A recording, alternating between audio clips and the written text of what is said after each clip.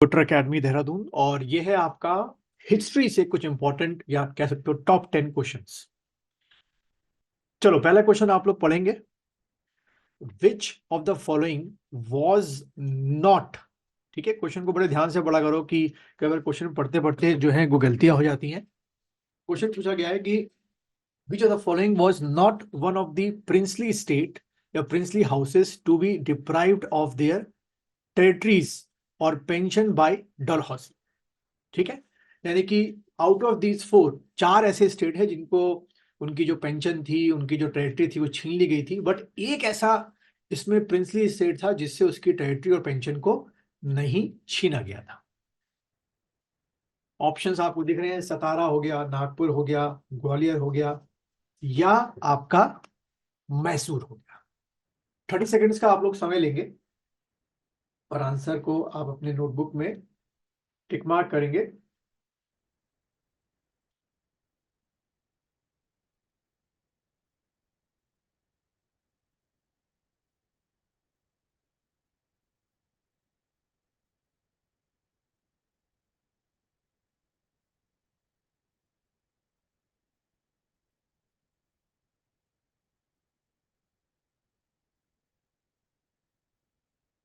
चलिए बच्चों, इसके अगर मैं आंसर की बात करूं तो ग्वालियर जो है वो एक ऐसा आपका प्रिंसली स्टेट था जिससे ना तो उनका टेरिटरी जो है वो आपका डिप्राइव किया गया था और ना ही पेंशन जो है वो छीनी गई। ठीक है, तो आप में से जो जिसने इस क्वेश्चन नंबर 1 का सी आंसर किया है, ग्वालियर, वो बिल्कुल सही है। क्वेश्चन नंबर 2 को आप लोग पढ़ेंगे, क्या लिखा हुआ है देखिए। What was the grievance of taluqdars of Awadh against the Britishers which made them मतलब तालुकदार के बारे में बात हो रही है, which made them the most dangerous opponents of British rule. कि भाई ऐसा अवध के तालुकदार क्या कर रहे थे, मतलब कि क्या ऐसी एक्टिविटी थी जिसकी वजह से सबसे ज्यादा खतरनाक या डेंजरस बन गए थे, किसके लिए? ब्रिटिशर्स के लिए। चारों ऑप्शंस को आप आराम से पढ़िए, 1 मिनट का टाइम दीजिएगा पूरा। एक एक करके सारे ऑप्शंस को पढ़िए, तब आपको आंसर उसमें पता चलेगा।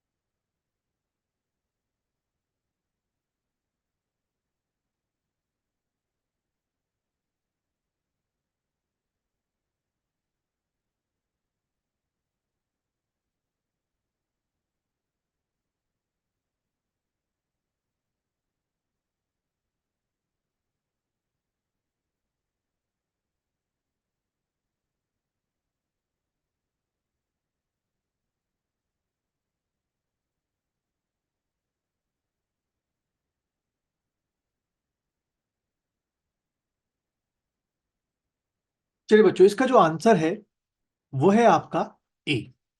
The validity of their titles deed was checked and on failing to provide proof many taluqdar lost their estate। तो इस वजह से जो तालुकदार थे वो बहुत ज्यादा अपोनेंट क्या प्रोटेस्ट कर रहे थे अगेंस्ट द ब्रिटिशर्स, जिसकी वजह से वो डेंजरस बनते जा रहे थे। किनके लिए? ब्रिटिशर्स के लिए डेंजरस बनते जा रहे थे। चलिए क्वेश्चन नंबर 3 को देखेंगे। ओ, थोड़ा सा ऊपर नीचे हो गया, क्वेश्चन नंबर 3 स्किप हो गया। क्वेश्चन नंबर 4 को देखेंगे सीधा। क्वेश्चन नंबर 4 आप देखिए क्या लिखा हुआ है। Lord Dalhousie tried to snatch away the remaining glory of Mughal emperor Bahadur Shah second by. ऐसा क्या किया, मतलब कि आप कह सकते हो इस क्वेश्चन को इस तरीके से भी पूछ सकते हैं कि what steps has been taken by lord Dalhousie to what snatch the reputation of Bahadur Shah second. कुछ भी आप समझ लें इस क्वेश्चन को।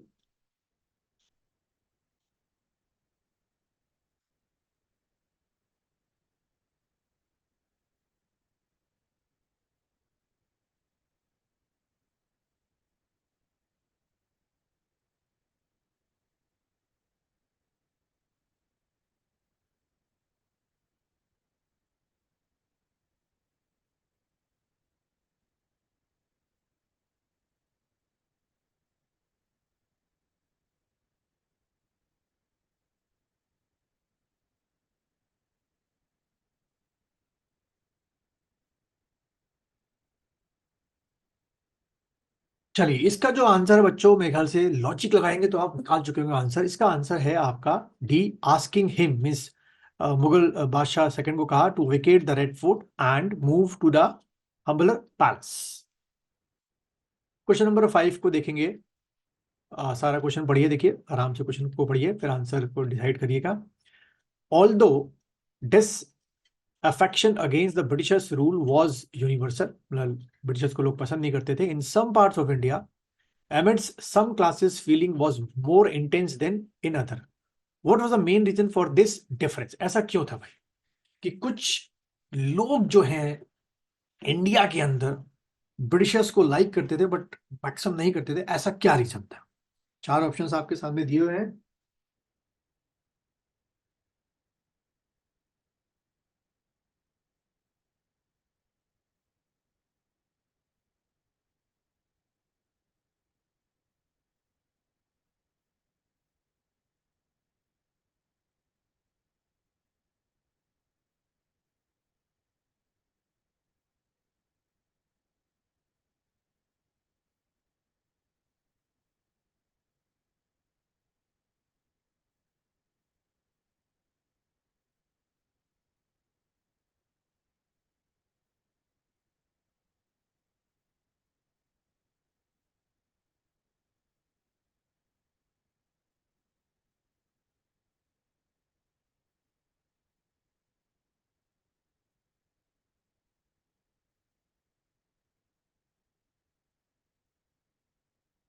चलो बच्चों, इसका जो आंसर है वो है आपका C answer, the character of the land revenue administration.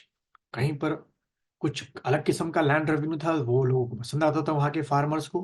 कहीं पर बहुत ज्यादा ब्रूटल तरीके से दे वर कलेक्टिंग द लैंड रेवेन्यू, तो वहां पे वो ब्रिटिशर्स के अगेंस्ट हो गए। क्वेश्चन नंबर 6 को पढ़ेंगे आप लोग। Which leader acted as consul to an alternate government establishment at Jharkhand during revolt of 1857? आप कह सकते हो कि झारखंड में एक अल्टरनेटिव गवर्नमेंट जो है किसने इन चारों में से आपकी क्रिएट की थी?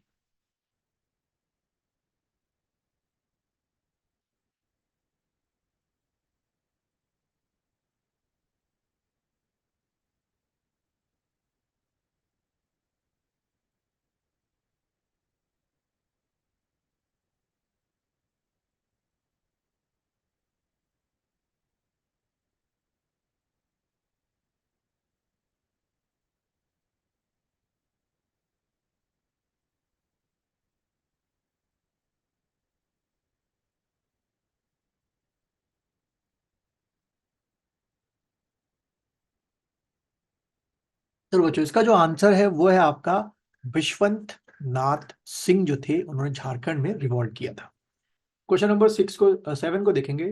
Why did Bombay and Madras fail to raise up in revolt like northern province?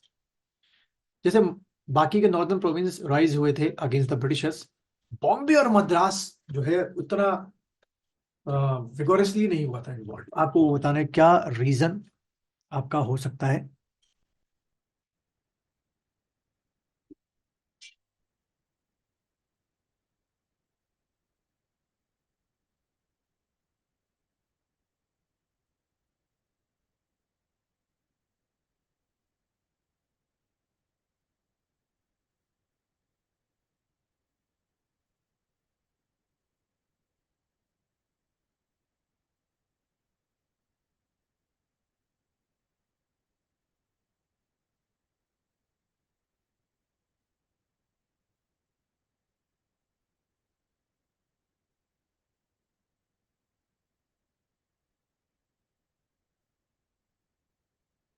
चलिए बच्चों, इसका जो आंसर है कि भाई मद्रास और Bombay,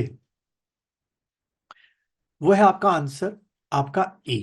the ryotwari settlement had denuded them means Bombay Madras of necessary leadership.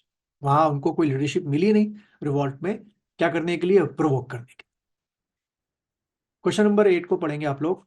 The first serious mutiny of Indian soldiers in the British army took place at, सबसे ज्यादा कहां पर सीरियस म्यूटनी हुई थी, the first serious mutiny? Options आपके सामने है, पटना, बैरकपुर, वेल्लोर, मेरठ।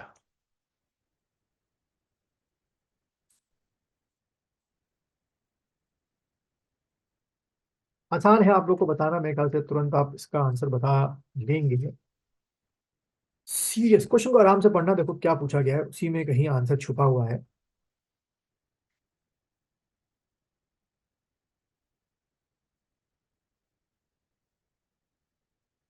चलिए, इसका आंसर जो है बच्चों वो है आपका पटना। ठीक है, आप में से कई लोगों ने बैरकपुर शायद किया हो, बट वो नहीं है, यहाँ पे पटना आंसर का है। क्वेश्चन नंबर 9 को पढ़ेंगे। What was the significance of religious disability act of 1856? आपको इसका सिग्निफिकेंस बताना है आउट ऑफ दिस फोर।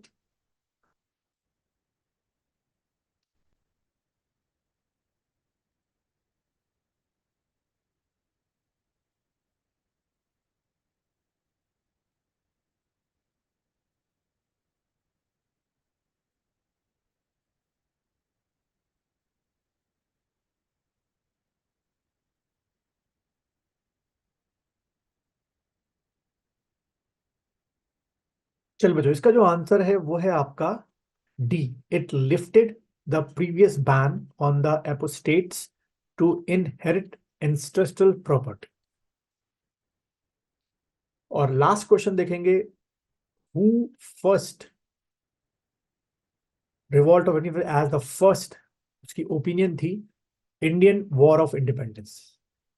किसने कहा था कि भाई जो रिवॉल्ट ऑफ 1857 है वो first Indian war of independence है? कार्ल मार्क्स, वीडी सावरकर, डेजरली या बहादुर शाह सेकंड? सीधा क्वेश्चन है, मेरे ख्याल से आप अब तक इसका आंसर निकाल चुके होंगे। तो इसका बच्चों आंसर जो है वो है आपका वीडी सावरकर। तो आप मुझे कमेंट बॉक्स में जाके बताइए आउट ऑफ 10 आप लोगों के कितने क्वेश्चन सही हैं। और इस वीडियो को लाइक कीजिए, शेयर कीजिए और इस चैनल के बारे में अपने दोस्तों को बताइए।